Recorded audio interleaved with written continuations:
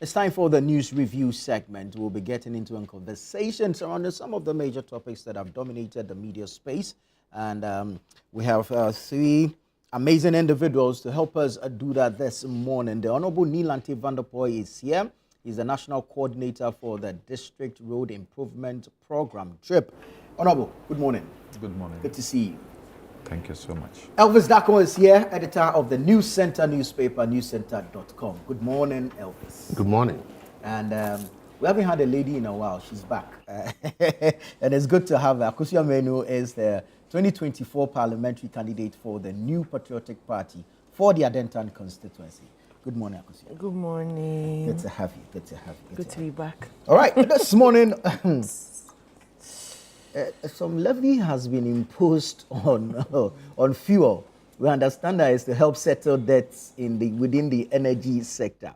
And so 1 Ghana CD energy sector levy. Now, since it was passed, okay, the amendment to the bill was passed, I think 2 nights back, rather. It's generated some reaction, which of course is expected. The latest of which is coming from the flag bearer of the New Patriotic Party for the 2024 general elections, Dr. Mahama Bawumia. And he says here, and I'm reading from ChannelOneNews.com, Bawumia slams government over fuel tax, brands its Dumsor levy. The 2024 presidential candidate of the New Patriotic Party, NPP, Dr. Mahama Bawumia, has taken a swipe at the Mahama-led administration following the introduction of a new energy sector levy, describing it as Dumsor levy. The Energy Sector Levy Amendment Bill 2025, which was laid before Parliament by Finance Minister Dr. Kwesi Latiforsen and passed on Tuesday, June 3, increases the levy on petroleum products by 1 Ghana cedi. The move is aimed at raising revenue to address growing debts in the energy sector and to support power supply reliability. Addressing party supporters on Wednesday, June 4, Dr. Bawumia accused the National Democratic Congress, NDC, of double standards and deception. Quote, the NDC has been telling lies. On June 3, you all saw what they did in the evening. They have introduced Dumsor levy. They criticized the e-levy and cancelled it. Now they have introduced Dumsor levy, he said. He pointed out that consumers now face higher taxes on petroleum products, noting that if you buy 1 gallon of petrol, you will pay 1 Ghana cedi. If you buy 1,000 Ghana cedis of petrol, you will pay 83 Ghana cedis as tax. E-levy charges on 1,000 Ghana cedis was 10 Ghana cedis, he indicated. All right, let's get into the conversation. I'll start with you, Akusia, on this one. Passed under certificate of urgency in the evening, and we woke up to this imposition of 1 cedi tax on petroleum products. Did you see this coming? I didn't see this coming, and I didn't see it in the way that it was introduced. And good morning to your viewers. Sure. I believe that a couple of months ago, I think it was 3rd January, at the minister's vetting, The finance minister's vetting, when the issue of taxes and revenue came up, he literally intimated that our lazy and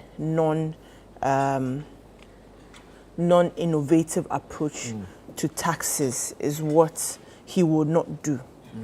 Forgetting that when the MPP came to power in 2017, we actually abolished 17 nuisance taxes. It didn't introduce any new burdensome tax until the challenges we faced post-COVID-19 and eventually the crisis which the war, Russia-Ukraine war triggered. Now, beyond that, what also we suffered was a deeply organized hatred for the MPP government as far as a particular tax was concerned, which was the e-levy. At the time, the conversation was our revenue shortfalls were not allowing government the space, the fiscal space, to continue the projects it was undertaking, as well as meeting basic expenses, paying government workers, as we know. as usual. Even despite the challenge during the time when COVID struck, government met its demands and even gave way, free water, slash taxes for frontline health workers, amongst other things. Beyond that, at the last State of the Nation address by the President, Nana Addo Dankwa Akufo-Addo,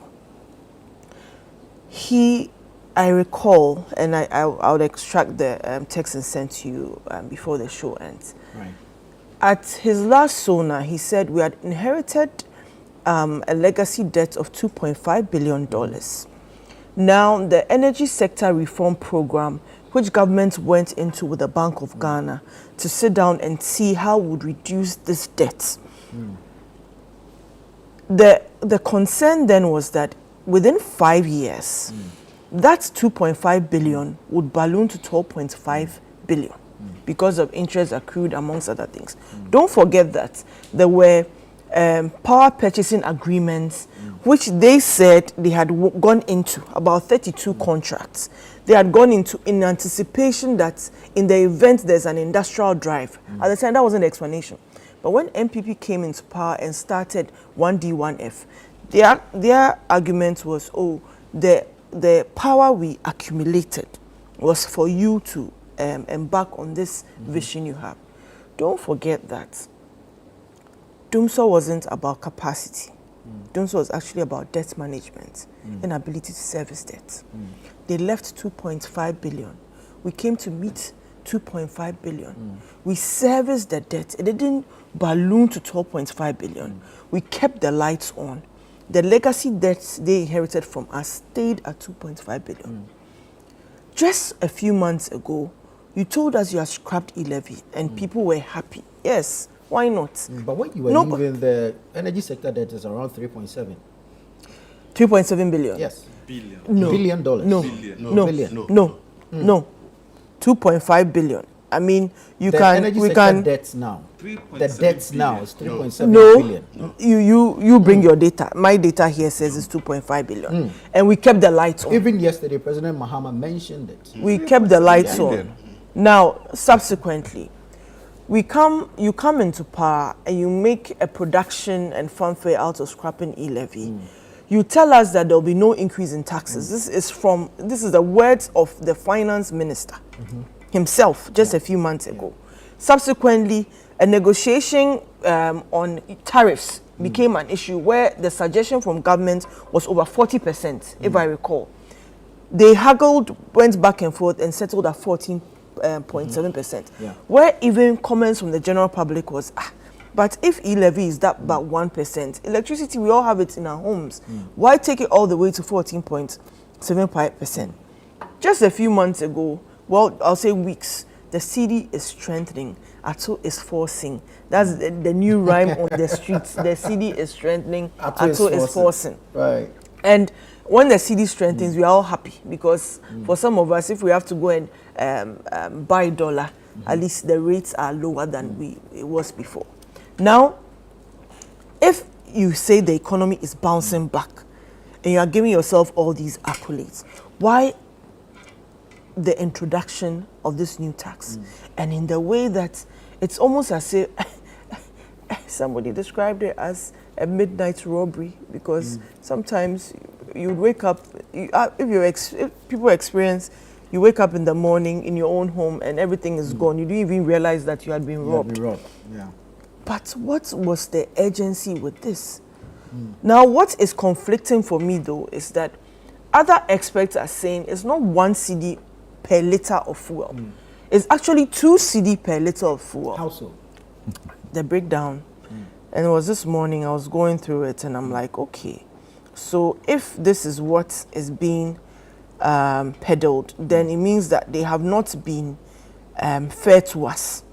So, Joy Online, energy analyst Kojopoku says, government is collecting 2 cedis and not 1 cedi. They already introduced 95 pesos. With this new addition of the 1 cedi is 1.95 cedis, which is when essentially... was this 95 pesos introduced? They introduced the 95 pesos. 1 second. Let me give you the total breakdown. Well, 1 second. I'm not. Don't break my stride. So basically, let me give you the breakdown.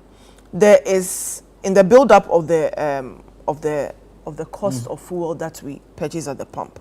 There's the energy debt recovery levy. There's a road fund levy. Yeah. There's an energy fund levy. There's a sanitation and pollution levy. There's an energy sector recovery levy. This is beyond the energy debt recovery levy. There's a primary distribution margin. There's a bus margin. There's a fuel marking margin. There's a marketing margin. And there's a dealers, retailers, operators margin. And this introduction of this one. So my thing is, if indeed you say we are recovering and we are doing well, why introduce this tax? That's all I'm asking. Why? What's the point of introducing it? And in the way you did it, where is this certificate of urgency? What is ahead of us that scares you so much that you introduce we need money this? to buy fuel for generation. Now another thing, across, and I can see the budgets of the communications and information ministry at the Jubilee House working, because a lot of people are rationalizing a new tax. No matter how you spin it, a tax is a tax. And I can understand the goodwill they're enjoying, so people are not really paying attention to it. But the minister, however, said it is not, says this tax is not to pay for debts. No. He says it's actually to buy liquid fuel. Yes. And it's here. And I don't know who to believe or which is which. So what are you telling us? That we are paying for legacy debts, or we have to buy liquid fuel? And the letter is here, where he says that. I'm reading from 1 second. Sorry, I have to be quick with this because you guys are so time conscious here, which I really appreciate. It's true. He said that yes, the letter is here. Sorry. The Energy Sector Levies Amendment Bill passed. There's the last but one paragraph where it stated the electricity sector of the country has experienced a significant shift over the years. While the country now is heavily reliant on thermal power generation to supplement hydroelectric sources, the cost of liquid fuel to power the thermal plants, generation plants, is not included in the current electricity tariff buildup, resulting in a significant revenue shortfall in the procurement of liquid fuel. This, he says, is the reason for it. Yet all their communicators... Not the main reason. Well, that's per what is here. I do believe that it is no longer just paying for debt, but to buy liquid fuel because it is not captured in the buildup of the pricing. Very well. I wait. Sure. The double standards therein is that you cannot actually paint a particular government evil after an introduction of a tax, especially when there were severe challenges. What was even worse was how they delayed the passage of that e-levy and made Ghana look horrible in the eyes of the general public, no, of the global public, if I should say so. We had parliamentarians literally engaging in fisticuffs, and we all discussed here. It was played across. Look, even I remember when e-levy was passed. That day was a weekend of the president's birthday and Black Stars qualifying, and I was saying congratulations for the passage, not because I wanted to see a tax introduced, but because of the indignity of what we had gone through and seen. But here we are today, I didn't catch it. That thing had nothing to do with the government. But here we are, where after demonizing, after telling us you are doing well, after telling us that the government, the economy is recovering, where we don't even know what policies you introduced to even make the cedi strong, you can't even articulate what you did to even strengthen the cedi. You have introduced this cross-cutting, razor-cutting tax, because once it hits the pumps, you'd see an increase in prices of everything, goods, services, everything that we experience in this country. Elvis, we all admit that there are liquidity challenges in the energy sector. And from the way it's going, at one point, we may have to pay either through tariffs or taxes. So the introduction of this levy as it's being justified by the government. Your thoughts on this? Oh, I've said it several times, I will say it. We have very lazy governments in Ghana. In terms of revenue generation, they just look at the easiest way, and that is fuel. That's fuel. That's fuel. So as before this, total taxes and margins on fuel amounts to 2 cedi 35 pesos if you buy 1 liter of fuel. Yeah. Actually, 10 separate taxes and margins. Okay? So it's the laziest approach for any government, but it's the easiest way to easily get the money, because once people buy the fuel, you get the money. Yeah. So I'm not surprised. I knew it was coming. The previous government was scared to say they added money to fuel prices. So they couldn't do it.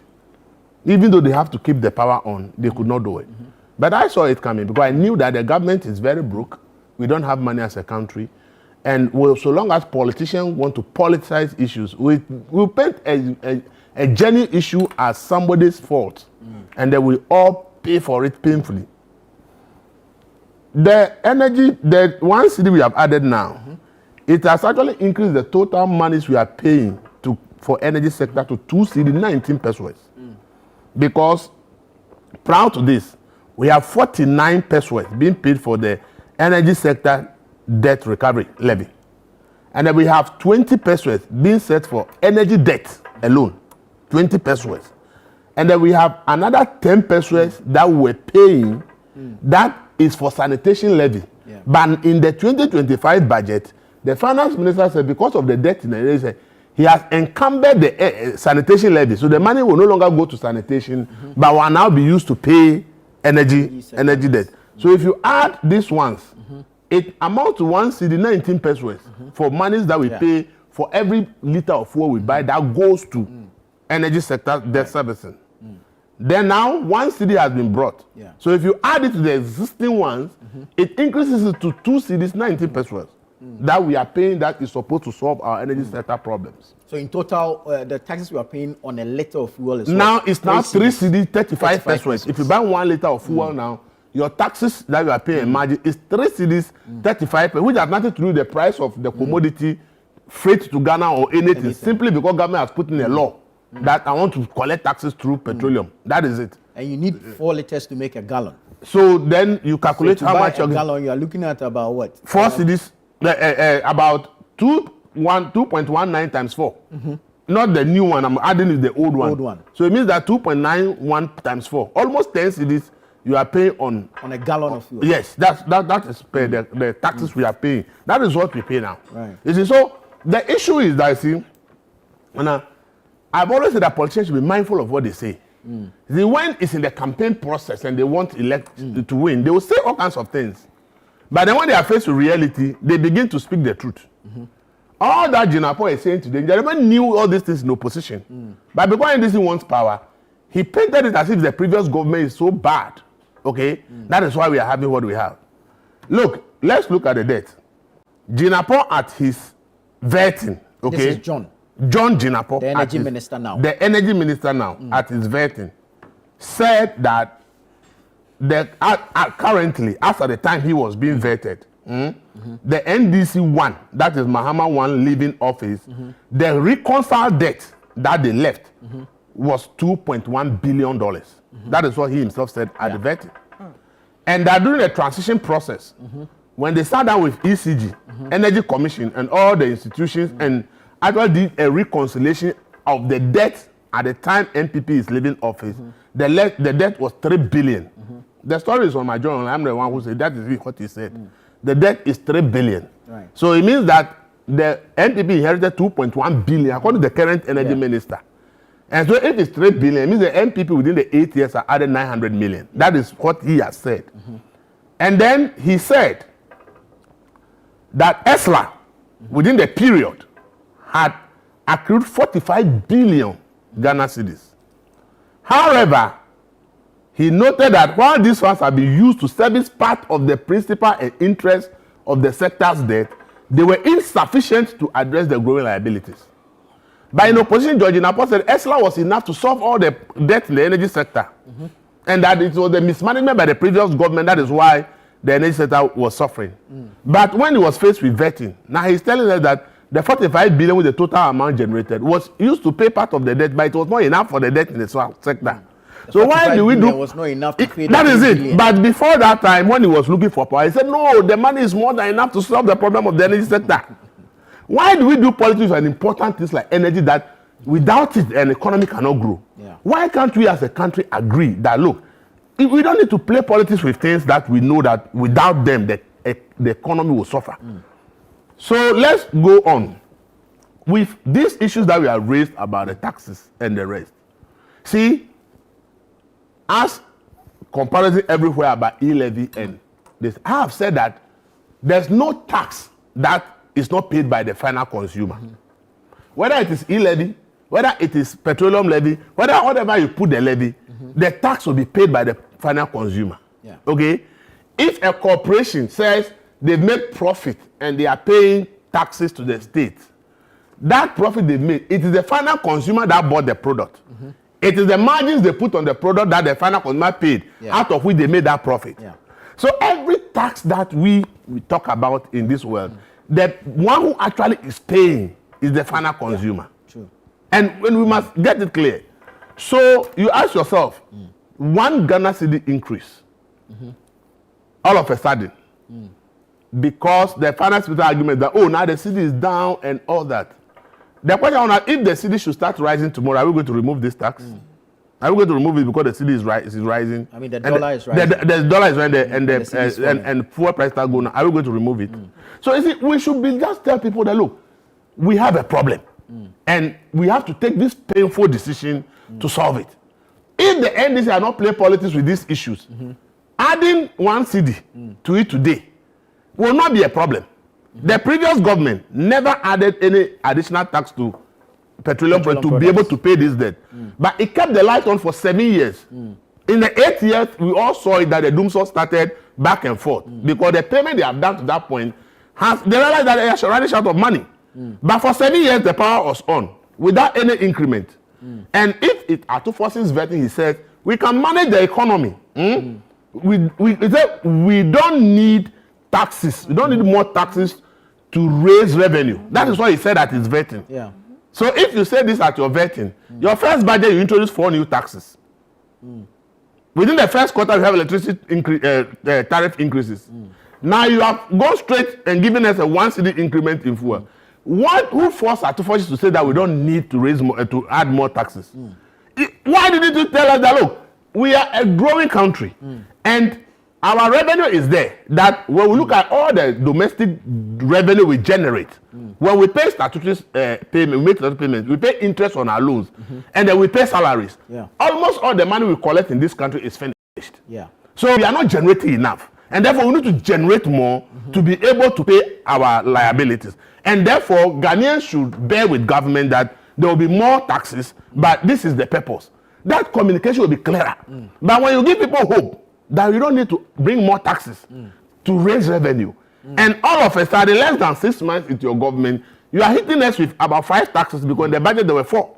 And then now there's a 5th one, which is the energy. Then how do you expect? One they defend and say it's not new, it's existing, it's just the quantum. No, please stop that. Every tax is by law, and other increment or reduction is by law.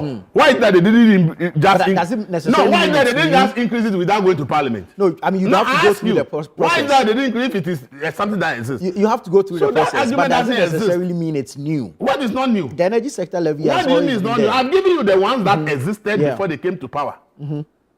I have given you, and this is sometimes they discredit themselves in so many ways, and sometimes I feel sad for them because the energy sector levy that existed even before this time, it was Setekpek that brought it that low. If you look at the growing debt in the energy sector, the biggest risk to the economy is the energy sector. So we need to do something about it. I think the party should be proud and say that we found a problem that is key to Ghana. We have brought a solution to it.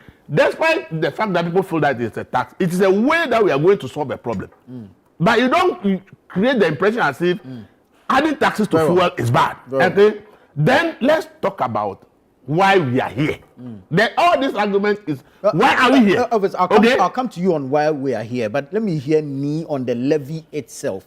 Because the why we are here, I want us to look at dealing with the inefficiencies in the sector and whether addressing same can bring us some respite instead of taxing the ordinary Ghanaian. Bani, let me come to you. You promised us no new taxes. You promised to scrap what you called nuisance taxes, e-levy, emissions tax, betting tax, which you have done. However, out there, the concern is to a large extent optional. Betting tax, optional. But 1 cedi on petroleum products, we have no option. So how did we get here? Thank you very much, and let me say good morning to our viewers. And to also say that I'm happy in the excitement that Akosia is having about this. But one Akofa by. One Akofa by. You understand? How have we reached? And how come we've gotten to this level? The path we've chosen for ourselves, is it sustainable? If we want to have reliable, sustainable power, what do? These are the questions that all of us as a country needed to find answers to.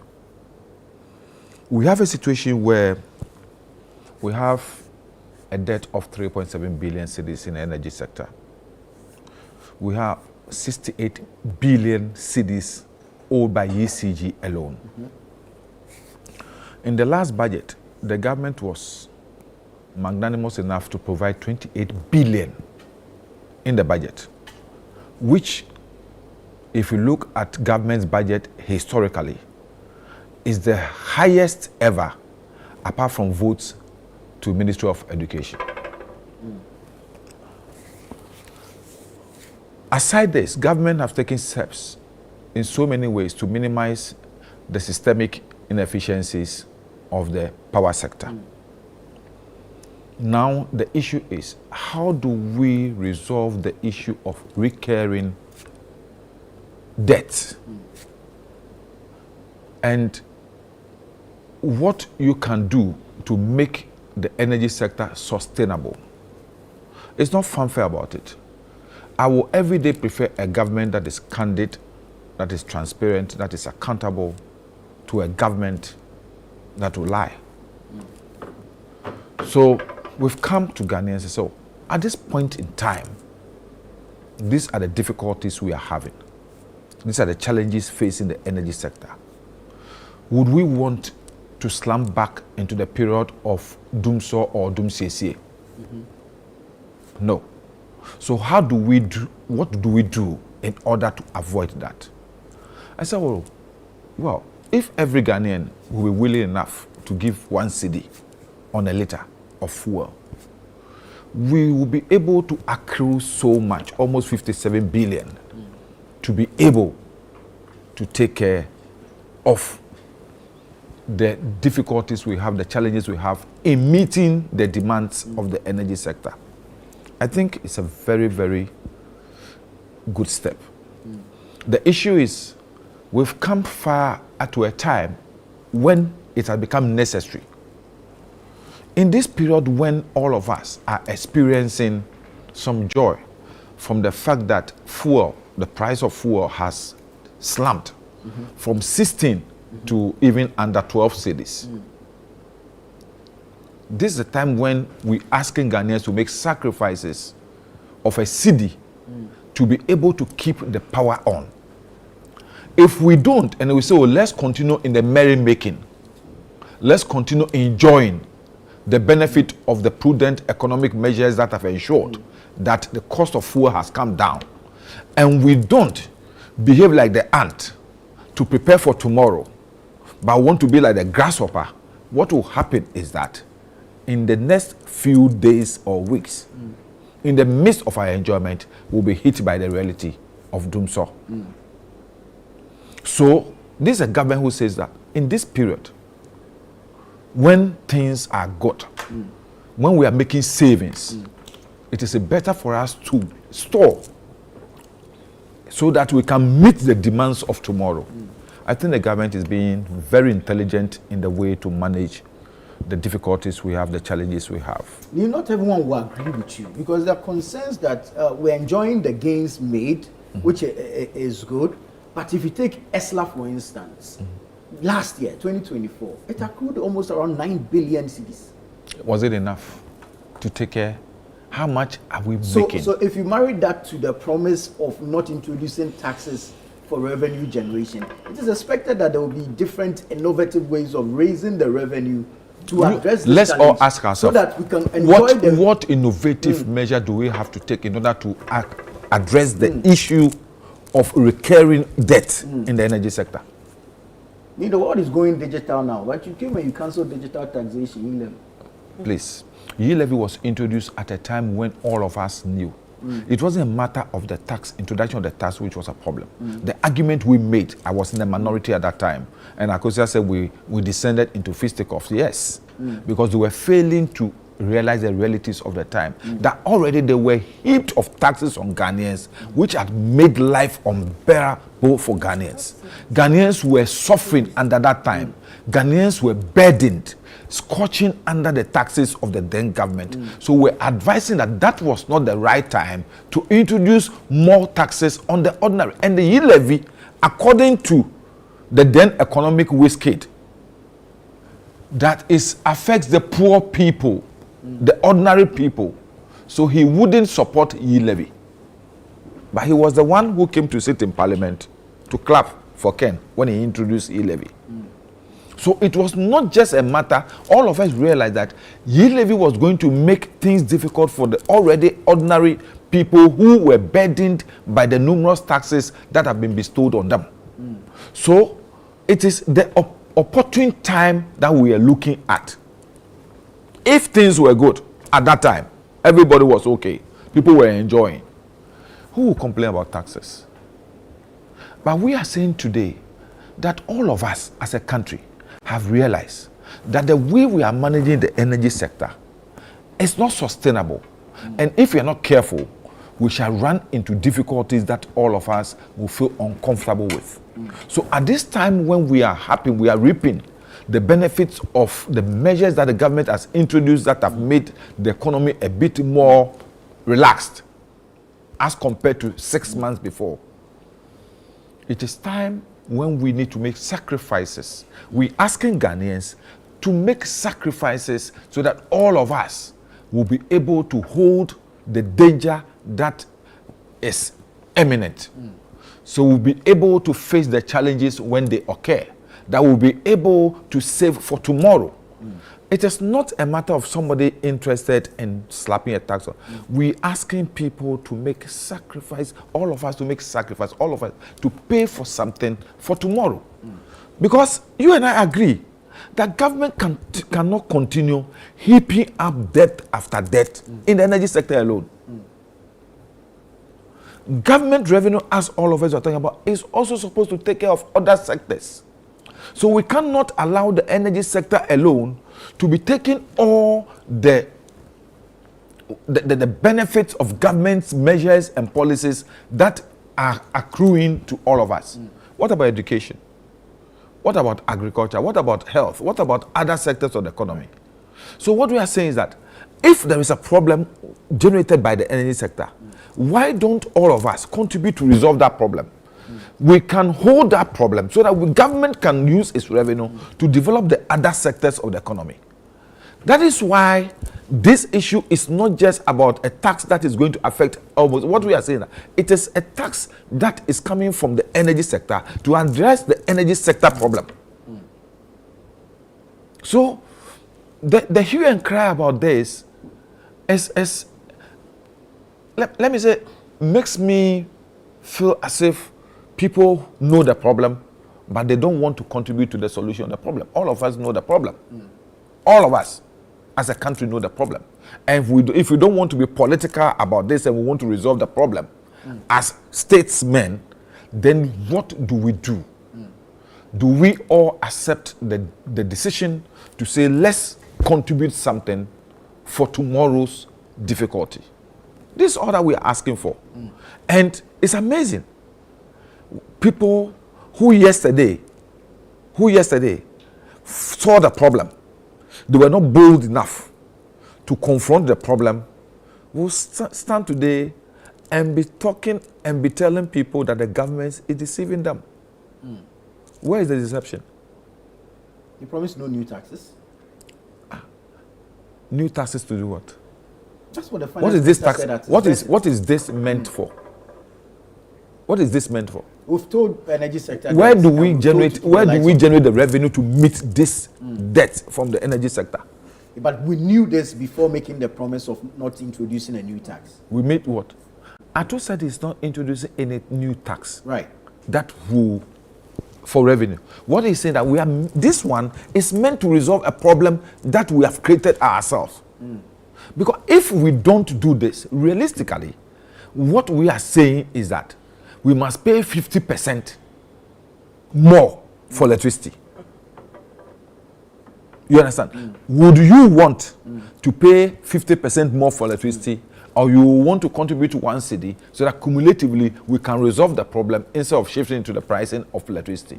So it's either tariffs or taxes. Yes. And we thought that there is a need for us to have this tax to generate the revenue to meet the demand so that we don't increase the tariff. This is what we are asking for. This simple mathematics, I think that is the dribbling that have been used to score the goal that is worrying people like Akosia, because they couldn't find the skill to go through this. This is Sometimes the moment. it's the cumulative No, this is the moment. You are increasing tariffs. No. You are exempting state institutions from paying bills. ECG is running, I don't know how to put it, at losses around 32%. But those ones are The systemic. Those are inefficiencies systemic there. inefficiencies that have to be addressed. But we are looking at tomorrow. What do we do to forestall the danger we are all seeing tomorrow? You understand? And we say, look, let's prepare for tomorrow. But then let's continue, because the systemic difficulties, challenges we are having is not an event. It's a whole policy direction that will steer the ECG towards good management style, that will steer ECG from distribution losses and other challenges that they have faced in the past. Very well. But this is an eminent challenge of Dumsor, Dumsor, or whatever you call it. If we are not able to raise the needed revenue to fund liquid fuel for the power generation. So it is important that we look at it from that. Is it the danger we are resolving, or somebody being enthusiastic in just maximizing revenue? Very well. Very well. Because we all admit and agree that there's a burden. And we can't wish it away. We would eventually have to pay for it. There's a debt bed. I think if that awareness was there, that there's a debt burden at the time he was in the minority, he would have, and has been in governments before, he would appreciate the challenges that government is saddled with as far as revenue generation is concerned and meeting obligations when it comes to costs. I think that I liked his body language. I was looking at him when he was speaking. Clearly, he hasn't slept. He looks tired because the burden of explaining this, when just months ago they had told us that there's not going to be an increase in taxes or introduction of new taxes. What was missing in his submission, which I've seen other appointees in government try to do, was to apologize. I'm saying that an apology is necessary, because if e-levy was the devil incarnate, what you've introduced is but a drop in the ocean as far as the cost of e-levy was concerned. We had Samuel Ofosu-Ampofo, who is now a presidential staffer, demonizing e-levy, he said the e-levy cannot be the solution to the country's floundering economy. Elizabeth Ajari, Honorable, now she's Minister of Trade. We, the NDC MPs, have washed our hands of the e-levy and its consequences. It is a tax that would not do any good for the country. Johnson Esiedun Ketia, potential incoming flag bearer of the NDC, as I've been told. If you put taxation measures... This is breaking news. Who told you that? We'll have to do an exclusive on this. Insider filler. If you put in taxation measures that work to put the greatest burden on the people who are already sinking, then you are not helping to build a welfare society. These were his words. He still is the chairman of the NDC. Are we talking about e-levy, or are we talking about? I'm talking about the comments you passed when you were in opposition concerning a particular tax.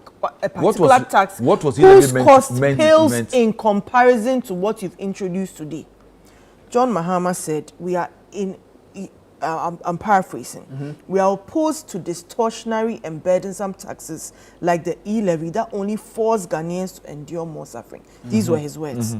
Now contrast these comments with the 10 times farcical draconian tax that they've introduced under the cover of darkness. I'll say darkness because it just hits Ghanaians without any interrogation as to should we introduce it? Will it get buy-in from Ghanaians and say, okay, this is where we are as far as debt is concerned? We've all established that. The legacy debt you inherited. You are talking about the problem ahead. I explained to you that even with the World Bank and the energy sector debt recovery program, where they sat down and saw that in 5 years, you're going to be saddled with 12.5 billion. But if we put these measures in place, you asked him something about a solution. ESLA, the ESLA is no longer collateralized, right? In March, Atu forcing. It's not collateralized, thanks to who? It's no longer, thanks to you. Thank Good. you. Now, if you know this, then indeed, you don't need to actually introduce this tax. You actually have to increase the efficiency and the capacity of what the recovery program is. Also, ECG, you mentioned it. ECG, as you know, has been in the news for the wrong reasons. 1 minute, the minister says the container is missing. The next minute, he says he's found it. Look, that thing he did is literally like waking up in the morning and not finding Kanda. The whole of Kanda is missing in Greater Accra. How is it possible? But these are the things that they do. They throw things out there, they can't back it up with anything. And when they have to apologize to us, they hide behind, oh, your government did this. When you did this, and we're already burdened. My point is, the cancellation of the ESLA program is captured here. As part of measures to manage government's fiscal space, ESLA PLC was instructed in 2024 to wind up the ESLA bond program. These were Atu's own words. It goes on and on and on. Basically, for 2025 and the medium term, the levies are expected to continue a steady growth path. Total ESLA levies collected for 2025 is projected at 9.5 billion, which represents an increase of 340.71 million, which captures almost 4%. Does it solve if the this problem? is possible, okay, this is possible to do. Increase the efficiency at ECG in terms of collections as well. In 2024, we saw it move for 400 million cedis to almost 1 billion cedis. You are telling us that you are recovering. You are telling us that you are the one, the champion of the day, that Ghana is bouncing back. But Ghana is bouncing back. This thing that you slapped, let me tell you, the daily commuter spends almost 160 cedis a week on fuel. The Uber driver spends almost 2,000 cedis on fuel. This doesn't just hit a section of the populace. Everybody will feel it. If we're talking about e-levy, there were some people who never did Momo, who, if they had to even transfer, they'll tell you that somebody said to avoid it, they'll use transportation, which won't even be up to 100 Ghana cedis to go and deliver the money to somebody else, and that will help them escape the tax. These were some of the jokes that people were passing around in avoiding the tax. But how do you avoid this particular one, where it's going to touch on everybody? You said you will not introduce, you demonized the e-levy. We are asking today that you admitted that despite saying you will not introduce, you see that there is some cost ahead, or you are drowning in debt. Just apologize to Ghanaians and say, we are sorry that we have to introduce it. Only just a few months ago, we said we wouldn't. It doesn't take too much to do this, that the NDC apologizes for introducing this tax, despite saying that they will not introduce. Can they say sorry now? Because your flag bearer says this is one of many to come. Oh, but if he says that, he's right. Because what level of trust have they placed on us as citizens that are your vetting? And on multiple platforms, you tell us about the vindictive nature of the MPP, how wicked we are to saddle debts, saddle taxes on us. And then given the opportunity, you will not do same. You are telling us, in fact, you know, there's this narrative that, oh, even fuel prices are down, as if they peg that price. No, we know the issue with OPEC. The price per barrel has dropped. So in the event that the prices go up, and OPEC is increasing production, in the event that prices go up, what happens? will the tax increase? Will it? In the event that how do you call it?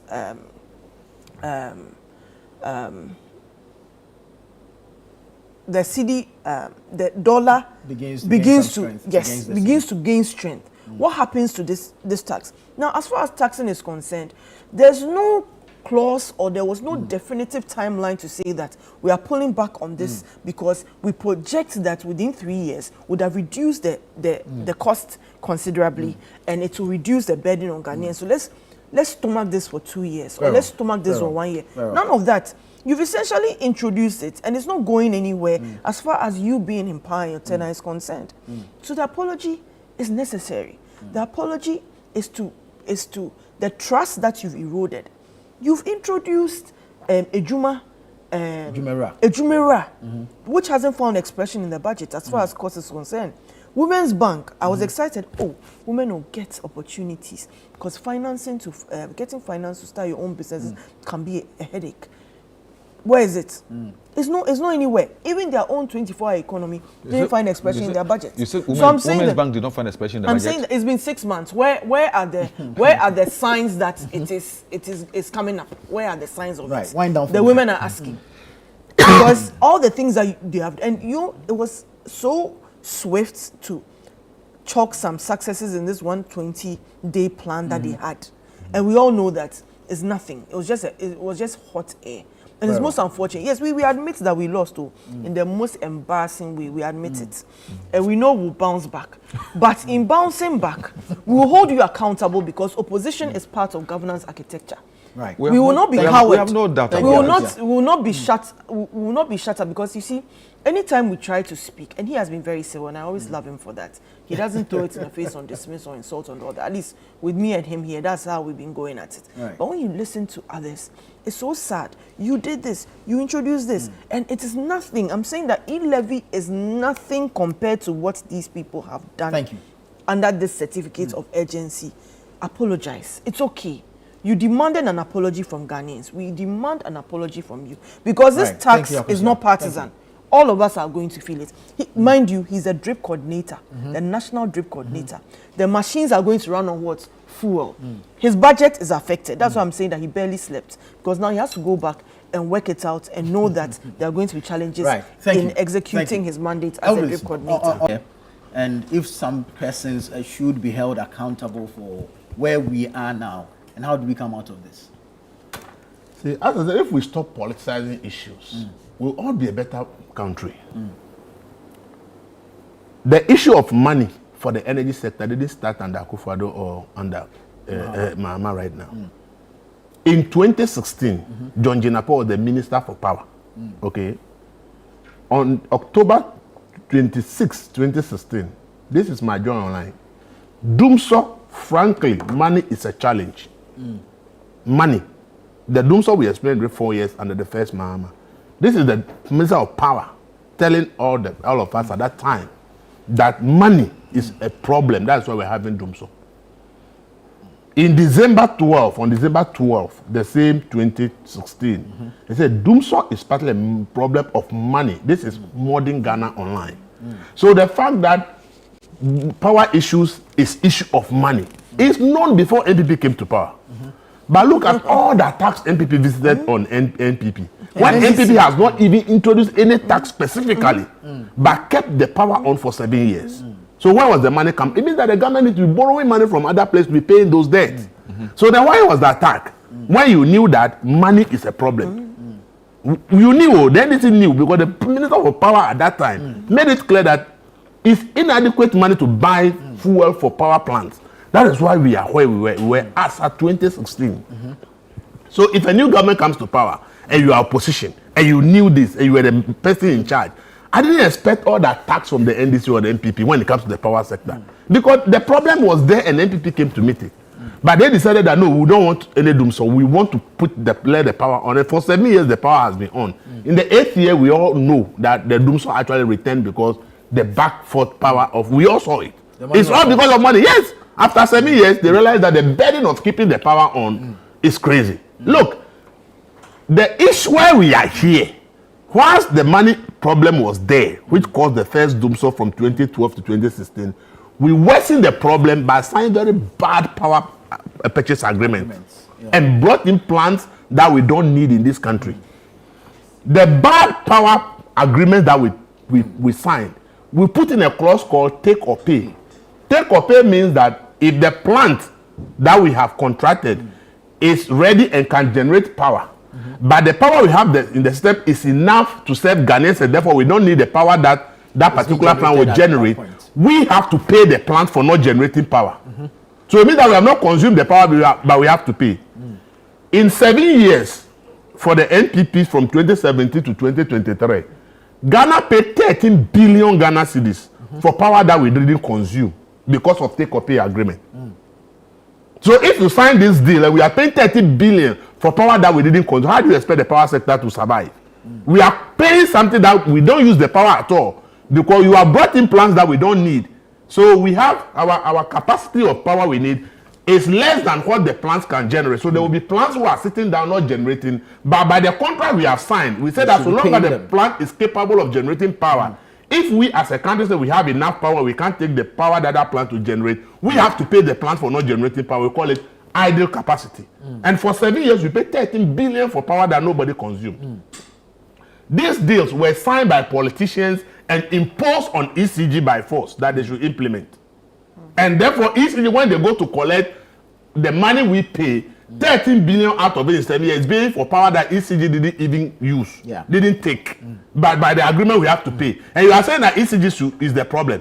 When you are forcing ECG to pay 13 billion for power that they didn't take, they didn't take the power from the plant, but we have to pay capacity charges because the contract we says that we should pay even the plant that does not generate power. We attack ECG for no apparent reason. Government is the 100% owner of ECG. If you are the shareholder of a company, you have to be investing in the company, retooling the company for the company to be efficient. In the past 20 years, I have not seen any investment by any government in ECG. Apart from the US compact that has brought some investment, no government in the past has made any significant investment in ECG. So their transformers will be old, their cables need to be changed, everything needs to be changed, meters need to be changed, and ECG has no money to do it. And you are not investing in the company, but you say the company should be efficient. How does ECG become efficient with this kind of process? PURC will set tariffs that are below what ECG needs to actually recoup its cost. If the tariffs are below what ECG needs to recoup its cost, how does ECG recoup its cost for it to be efficient? So why do you blame ECG? You are not retooling it to have equipment that will make it efficient, and you say they are the one that's you are also the 100% shareholder. Nobody owns ECG. It's government of Ghana. The government doesn't invest in it, but we say the company must be efficient. How does it become efficient? When you are forced to pay 13 billion that is not taken, you are not retooling it with the necessary equipment for it to become efficient, and then they are also paying. They are also selling the power at rates set by PURC that are far lower than what they should be charging. So how will the ECG be able to raise the money? These deals that we have signed in terms of the PPEs, we signed them in dollars. Okay? So when ECG sells the power to us in cedis, by the time they collect the money in cedis, if the cedi depreciates, they need more the value of the money is gone. But the ECG is supposed to pay all these power generators in dollars. If we shut down Akosombo, will we pay Akosombo for not generating power? The answer is no. So if the power plants are owned by Ghana, and we owe, let's say Ghana owes Ameri, and we say today the power from Ameri, we don't need it. And we shut down Ameri. Are we going to pay Ameri as a country that Ameri has not produced power, we have to pay? No. But because we brought the private people, and when we're signing this contract, we allowed the private people to determine the terms of the contract. They wrote very tight contracts that you can't even review. You have to be begging them to permit you to review the contract, because without their permission, as the contract is, if you touch it, you are going to pay judgment debt. So this idea of ECG being inefficient, and that is the problem. Please, politicians are the problem. Politicians and their interferences in ECG's work. ECG is supposed to be the one to sign a PPE agreement, but politicians will go and do all the negotiations, sign and give to ECG and say, implement it, this is what we think you should do. Politicians will be involved in procurement in ECG, go and procure things and come and put it down, and it will be useless. There is another general report that says that a full container load of meters imported by ECG, containers, not one, about 200 million Ghana cedis worth for meters. important to this country, and the meters don't work. They were just lying in ECG's warehouses because some politicians compel them to do that. So we should stop blaming. I want to make the point that if we allow ECG to work well and we solve these problems I've mentioned, ECG can be a very efficient company. But when we create the problems for the company not to be able to work, and then we turn around and say ECG is inefficient, that is a very bad way of painting the dog bad and hanging the dog. It's not right. Thank you, Elvis. Honorable, I'll come to you, but I need to take a break at this point. When I come back, I'll give you the opportunity. You're watching, after the break, we'll do that. After you're watching Breakfast Daily here on Channel One Television. Stay with us, we'll be right back. Grateful that you stayed on with us. This is Breakfast Daily here on Channel One Television. I'll take a few quick messages and then I'll go to the Honorable Nilanti Vanderpoy for his submission on this energy levy issue. Well, this is actually a question to the Honorable. It says, so is Honorable Nilanti saying that if fuel prices increase, they will remove the levy on premium?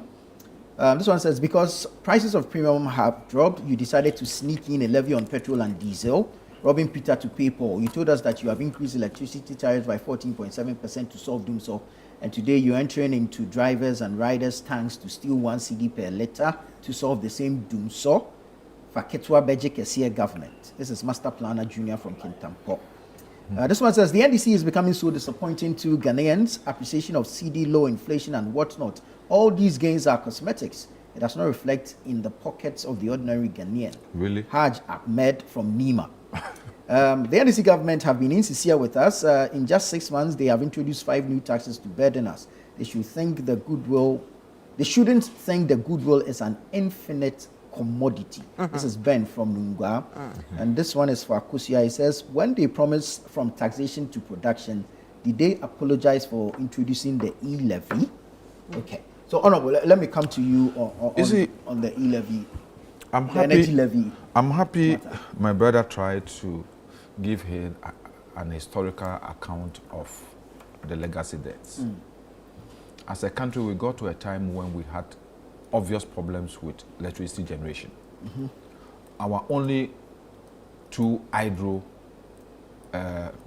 plants we have, Akosombo and Bom, could not sustain the expansion in the electricity demand in this country. So you remember, to resolve that problem, President Kufuor assembled some pastors to go and pray that we shall have water in Akosombo in order to avoid Dumsor. Pragmatically, Mahama decided that, look, this problem should be handled once and for all. How do we handle them? These are not problems that you can... Where are we going to build another hydro plant? So if you're not going hydro, what do we use? Thermal or gas. Yeah. How do we get those ones? These are not commodities that you go and pluck and take from the market. You understand? It demands you commissioning people to do because we can't produce them here. Those people who are going to provide those services have their own personal interest, commercial interest. So definitely, realistically, they will also want to protect their interest. It was not in anyone's desire to just go and sign an agreement that will provide us with what we need. You understand? So the agreements were signed to solve a problem that as a nation we were facing, which we did not have answer to. Because our hitherto solution, the hydro, because of environmental challenges, was suffering. In the production of that service, it was obvious government could not shift the burden onto Ghanaians forever. So almost every government have to deal with shortfalls in revenue generation, because as my brother said, the distributor cannot obviously charge the exact amount that is supposed to charge for that commodity, because it will be too much on the ordinary people. So government always decide to absorb part of it. And that has created debts upon debts. It's gotten to a time when all of us as a country said, is this sustainable? We said, no, it's not sustainable. How do we resolve the problem? And today you have a government that has used innovative ways to be able to generate the needed revenue to be able to meet the demands of tomorrow. That doesn't mean... So are you referencing capacity or revenue? I'm talking about revenue. Innovation way. But if you've generated revenue, why are you taxing us?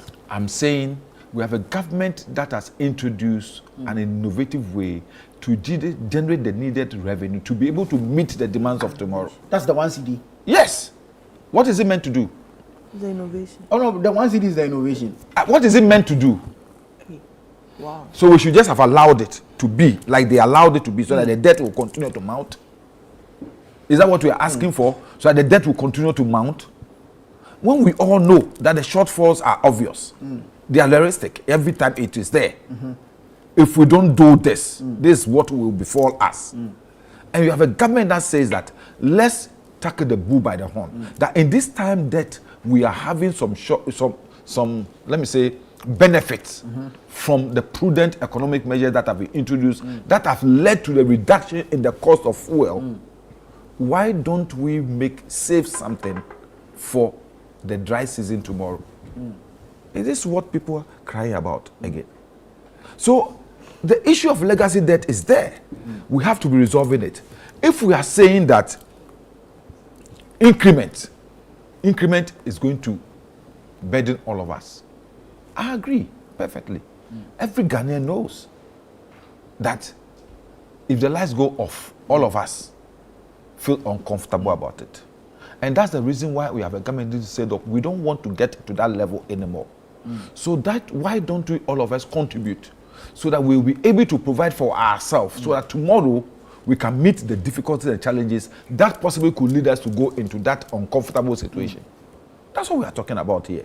So no matter how you play around it, we are talking about a realistic situation, the obvious that all of us will have to face tomorrow. And we are saying we are not running away from it. We are telling Ghanaians that at this point in time, this is the opportune time for us to be able to contribute and sacrifice so that we can meet the demands of tomorrow. That is a simple... The realistic situation for the commercial transport operator is that they have reduced transport fares and you have turned around to put 1 CD on petroleum products. And the realistic situation is that he was buying petrol 16 cedis just months ago. Today he's buying it under 12 cedis. The trader is that you are asking him to reduce prices and you've turned around and put 1 CD on petrol, a basic component of their price builder. Because that trader is also now today enjoying the reduction in the prices of fuel.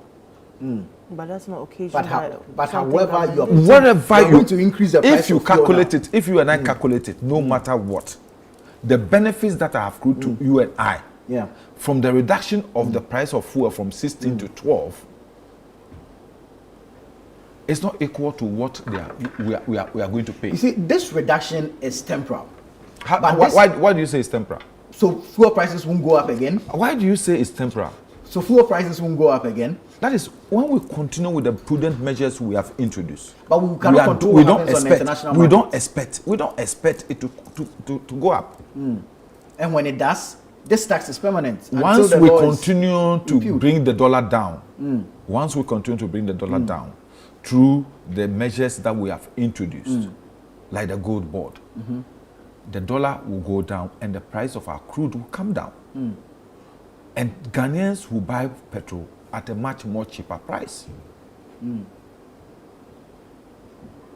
That's the promise you're making? Yes.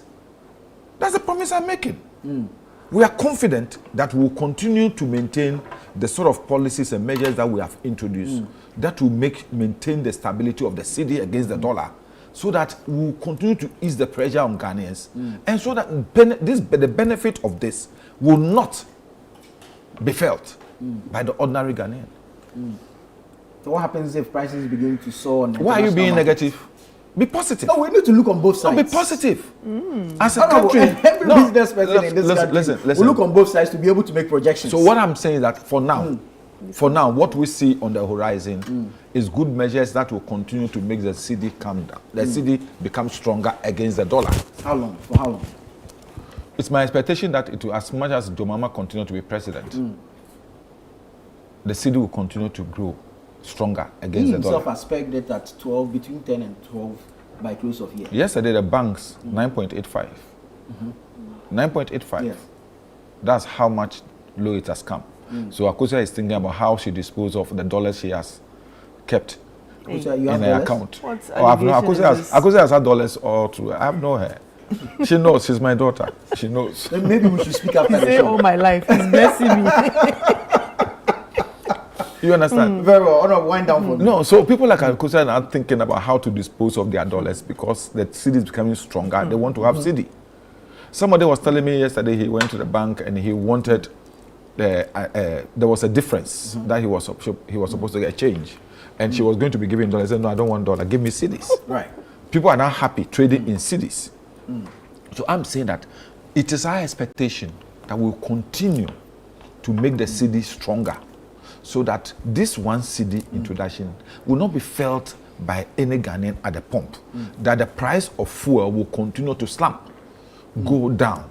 Because the anticipation of Elvis is when tomorrow the price of fuel goes up. Why will you anticipate that the price of fuel will go up? Because there's history to fall on. The Prices in this country are fluctuating. history under somebody else, not under John Dramani Mahama. Very well. This is a new government that is taking measures to make sure that the economy becomes more stabilized. And one of the issues that all of us have agreed, that this sector, this provision for fuel, liquid fuel, has been the bane of our economy. All of us have accepted. So if this will resolve and be able to give us the sort of, let me say, leverage to meet that demand so that we don't suffer in the other sectors of the economy, this is just a fenced revenue to take care of that sector alone. Right. Not a revenue that is going to spiral other sectors. So it is important that we narrow it to that and say, is it a measure that will help us see? So let's give the government opportunity to be able to generate what it will need to be able to meet the demands of the energy sector tomorrow. Maybe if you had given us timelines on this, it would have been, it would have controlled the blowback a bit. If you had When we told gave- us when- when we- per when- your projections, when we- you're expecting what, 5.7 billion Yes. from this, Annual- and so you are annually. going to tax us or implement this tax for say a year or 2 years to address the challenge in the sector. After which you take it away. Would that have been better? The government has also introduced a policy direction. Government has developed a program to build another gas plant. All these are aimed at reducing our dependence on liquid fuel. So once we have another We gas, hear a withdrawal by Tallow is affecting that plan. well, I'm saying that if Tallow is withdrawing, once it is the ambition of government to pursue that path, Tallow is not the only organization in the world that will want to invest in such a venture. Government's decision is to be able to make sure that our dependence on liquid fuel is as low as possible so that Ghanaians will have a better alternative for generating power. Very well. And that is what pragmatic governments do. Thank you. Thinking about what we should do to reduce. We did it by building the Atuabo. And we want to build another one so that we will not depend too much solely on liquid fuel. Thank you. Thank you. Because let's do some politics now. Yesterday, the minority in parliament marched to the headquarters of the Ghana Police Service, petitioned the IGP over the delay in the declaration of the Ablekuma North results. Why? The IGP, ECG. They're asking the IGP to provide protection for the EC. But before I move on to You that, mean they marched to, I didn't know. Yeah, they yesterday- marched to the headquarters of the police service. Oh, yesterday I was involved in so many things, so I didn't know. They marched. We're sure you were They marched from calculating how where? much an add-on this one CD has put on you and your drip project. What? Akosia has given you a No, photo. I mean, you would have done some work regarding this, wouldn't Oh, you have? mean they marched Yeah, yesterday. to the IGP? Yeah. But EC is closer to Parliament. Why did they march to the IGP? Well, I'm sure they need the IGP to provide protection for the EC, owing to what has happened in the aftermath of the election. And they have to march because of that? Akosia, I just wanted to wrap up on our first discussion. Briefly, please. So, Our time is fast spent. Sometimes we are so caught up in the politics that we forget that those who bear the brunt of taxation are the good citizens of Ghana. I've been guilty of this before. A few years ago, when the minority, through their hypocrisy, passed the Levy, which we needed at the time, hypocrisy. I expressed political relief at the political victory of overcoming NDC. But then I realized it was in bad taste at the time, because governance is not about politicians. It's the good people of Ghana who bear the consequence of our decisions and our choices. And my advice to the government of the day, before you go against your words and against your promises, be honest and apologize to the people. I'm calling on Honorable Atuforsen, to apologize to Ghanaians for the deceit, failed promises, and especially the burden he's about to impose. Very well. Thank you. Ablekuma North. Ablekuma North. So the MP, deservedly, Honorable Ekwefiye, she won. She's an MP? She is an MP. She wasn't an MP. She's not been declared winner. She wasn't an MP. On the face of it, she is. Really? It's important that the IGP be called on to provide protection. If you recall, even where the ballot boxes were kept, in the public school that the boxes were kept, it caught fire.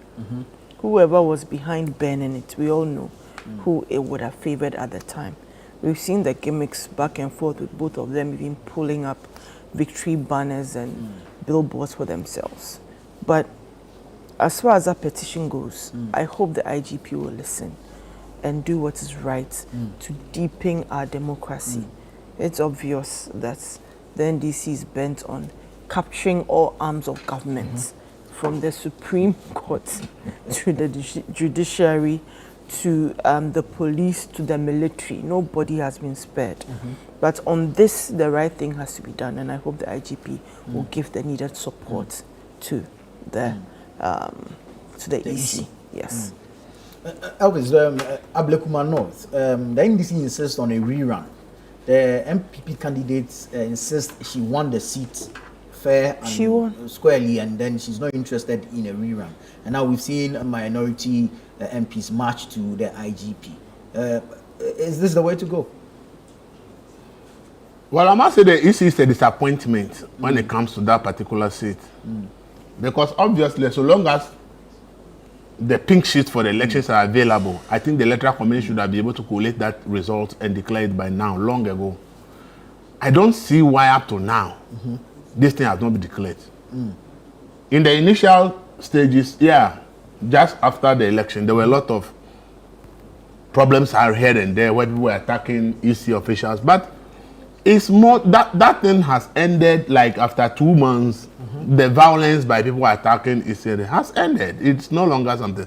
By now, I expect the EC to do the right thing and collate that result. You see, we should stop this kind of inferior tactics that had happened in the past. We shouldn't let it happen. EC should stand its grounds and say, look, these are the pink sheets available. This is our result. Whoever is not satisfied, you go to the court and the court should validate or invalidate the result. But if EC is the reason why we are not having this, I think that it doesn't bode well for the reputation of the Electoral Commission. And I think that anything that has to be done must be done as quickly as possible to declare that seat, because a constituency cannot be denied their representatives for almost 6 months simply because there was violence. And as I say, I admit that just after the votes to January to February, there were this violence. But from March all the way to this time, I've not had this opportunity. Now, the security is now fully in charge, want to deal with anybody. Yeah. And that is it. And you see, we have to be, this country, I don't know. People engage in violence during the elections and after the elections. Police said they have arrested some number of people. They've gone to court. Bail has been granted. Up to now, there's no update on those cases. Why can't you prosecute those people to send as a signal to the world and everybody that if there's election you are engaged in violence, the law will swiftly deal with you. The court will publish timetables ahead of elections as to how swift they intend to deal with election-related matters. But then when the cases get there, now you see that it takes so much time for the courts to deal with some of these things. See, there's one thing promising to do something, and it's a different thing doing it. Yeah. We can draft all the nice election guide, whatever. But if in reality we don't put them into practice, then I'm sorry to say that it's not the right thing to do. Electoral Commission has no excuse to tell us that as of today, they can't actually collate the results of one constituency and declare the results. There are 6 polling stations in contention. So go ahead. If you think that you don't have the document, you have to rerun there. You are the electoral authority. If you think that you as an authority don't have the basic record of an election, which we know is the pink sheet, if the electoral commission felt that he doesn't have it, come clear and say I don't have it. So I want to rerun the polling station. If you have it, count it and declare. And if somebody is not happy, the EC up to a lot of seats. What do you mean you don't have it? No. You are the one who run the election. No. People attack the stations and bend the place. Is the electoral commission who say people should go and bend the place? But the EC should have its. No, the pink sheets, everything is at the polling station there. The school. No, if the place is bent down, how is the EC's problem? If the EC store the thing in the school and people go to bend down the place, how should the issue be sued for it? Is the issue the one who has people to go and bend the place? But what measures did the EC take to protect? The EC does not produce security. You see, this is the problem we have with the electoral commission. People blame the electoral commission. Electoral commission's mandate is clear. Conduct the polls. Yes, and if they need security, they ask the security to provide security. If there's an issue of security, you don't blame the EC. You blame the security agency, because if it's not police, they said we are doing this. This is our mandate. Right. But as part of discharging our mandate, we need security protection. If the security fails to do the right thing, you blame the security. You don't blame the EC. Why are we blame the EC for a security failure? I don't understand what sometimes we do. Go ahead, make the declaration and leave the rest. Whatever the situation is, they should let Ghanaians know. That all I'm saying is that if the bending down of the station bent down the primary records of the elections in those 6 polling, they should make the public right, because we stored these things here. And some people came to bend down the place, and therefore we can't find the primary record of elections. Right. We want to rerun. They should say it. But this quietness and this is not helping anybody. Thank you, Elvis. Honorable, the minority seems to be marching a lot of late. First to Yoko and now to see the IGP. This Ablekuma North, rerun or not? Well, I'm just seeing the video. I think the simple fact that some of them have developed bellies and they want to exercise in order to reduce the fat around their bellies. That's what I can say, because seriously speaking, I don't think this is necessary. Power is transient, eh? I don't think this is necessary. Your petition should go to the EC, not to the IGP. The IGP doesn't conduct elections. You understand? Yeah. And they should know. The IGP doesn't conduct elections. It's the EC that conducts elections.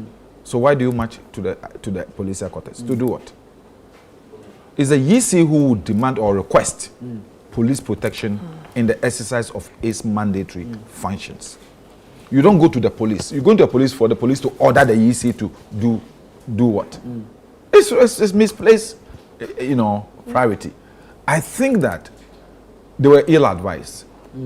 What they should do, really, genuinely as a Ghanaian, my advice I would offer is that if they so think that the EC has reneged on its responsibility, they have a way of doing that. They could go to the court. They could go to the court. And through the court, ask the EC to do its function as demanded by the Constitution of Ghana. Or they could petition the EC itself. No. But like my brother is saying, this is simple. Look, I've been to elections several times. If the EC says it cannot find its own pink sheet, the parties have pink sheets. Pink sheets are given to all the political parties. You understand? So can't we use those pink sheets to collect the results and declare? In this case, would you need original pink sheets, because some are coming with scanned pink sheets? So the EC's regulations and its own rules can tell you in situations like this what we do. In situations like, do we permit scanned pink sheets? I said no. If no, what do we do? You understand? I remember in 2020, at my EC collation center, the EC said it could not find 6 pink sheets. I offered. I said, this is mine. This is what you gave me at those polling centers. So let the MPP also bring it. They brought this. The EC look at it. within 30 minutes, they were able to find the 6. They did the reconciliation. It was the same. You understand? So I don't see any fuss about this. This is not something that we should break heads about. We are confident we won the seat. According to the pink sheets we have, our coalition, we have won the seat. The MPP says they have won. So bring your pink sheet. Let A also bring his pink sheet. And let's see who won. If those pink sheets cannot be provided, and the EC's primary source also is not available, then the obvious, like he says, if the EC takes the decision that tomorrow that we want to have a by-election, the EC will call the police, provide petitions, or we have election in those 6 polling stations. This is not. But you see, I'm surprised. Why? Why? Every saying that 6 months we cannot have an MP. Sal? Under MPP, don't you have Sal people denying them MP for 4 years? I knew Sal was going to come up somewhere. 4 years. Now, if you said 4 years. That was not a full constituency. Yeah. It's part of a constituency that Please, especially please, didn't get the opportunity to vote. Please. The people of SAL did not have representation for 4 years. And I For 4 condemn years. that. For 4 years. I condemn it. So I'm saying this. I'm not saying yes, we should continue to deny the people of Ablekuma North because I have family there. Right. Whatever happens at Ablekuma North will have an effect on me as a citizen of this country and as a Ghan living in Accra. Very well. You understand? So I will want them. This morning when I was coming, I've seen heaps of refuse and things at the Odoko traffic light. I had to call the MCE to tell him. The same way if there was an MP, I will force the MP and say, look, can you put some this thing on your list? No. So it is important. It's for all of us. So I totally will accept any demand by any Ghanaian that the EC should give a finality to the issue of Ablekuma North. But then for people to leave parliamentary duty and march to the police headquarters, it's absurd. When the police headquarters is not where the EC's office is. Very honorable. Thank you. It's absurd. Thank you. Thank you. And pure immaturity. Thank you. Unfortunately, this is all time will allow us this morning. Thank you, Honorable Nilante Vanderpoy, Elvis Darko, and Akosia Menu. I am Nanatufo Boateng. This has been the news review segment here on Breakfast Daily. Stay with us. The show continues after this.